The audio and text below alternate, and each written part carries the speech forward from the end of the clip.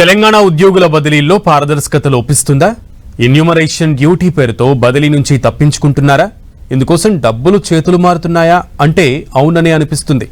జనగణన అడ్డు పెట్టుకుని కొంతమంది ఫేక్ ఎన్యూమరేషన్ సర్టిఫికేట్లు పొందినట్లు తెలుస్తోంది. వారిపై సర్కార్ ఎలాంటి చర్యలు తీసుకోనుంది? బదిలీ ప్రక్రియ ఏ విధంగా జరగనుంది? ఇప్పుడు చూద్దాం.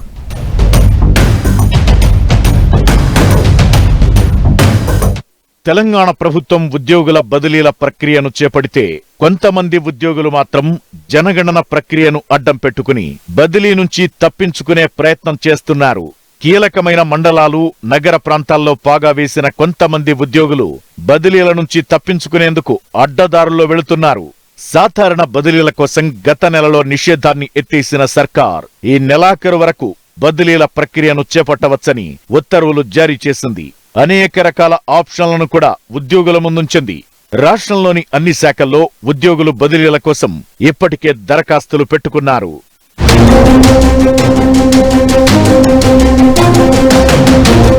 ఉద్యోగుల బదిలీ ప్రక్రియ అంతా సాధారణమే అయినా కొన్ని అంశాల్లో మాత్రం ఉద్యోగుల్లో చర్చనీయాంశంగా మారాయి.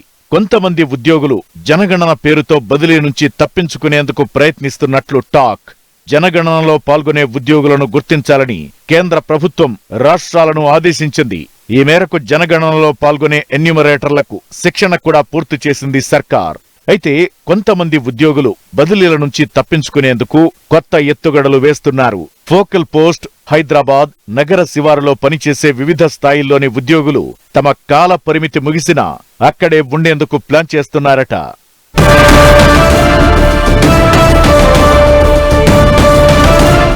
అయితే బదిలీ నుంచి తప్పించుకోవాలని చూస్తున్న ఉద్యోగులకు జనగణన ఒక వరంగా మారింది.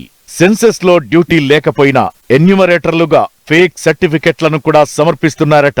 అంతేకాదు అవసరమైతే ఎంతో కొంత ఖర్చు పెట్టి జనగణన విధుల్లో ఉన్నట్లుగా ఆదేశాలను సంపాదిస్తున్నట్లు ఉద్యోగ వర్గాల్లో గుసగుసలు వినిపిస్తున్నాయి. నగర ప్రాంతాల్లో మున్సిపల్ కమిషనర్లు, జిల్లాలో కలెక్టర్లకు మాత్రమే జనగణన విధుల ఆర్డర్లిచ్చే అధికారం ఉంది.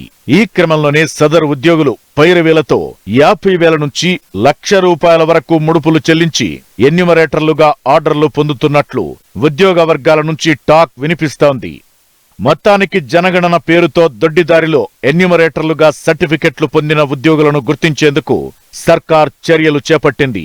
త్వరలోనే ఎన్యూమరేటర్లకు సంబంధించిన లిస్టును ఆయా శాఖలకు పంపించనున్నారు.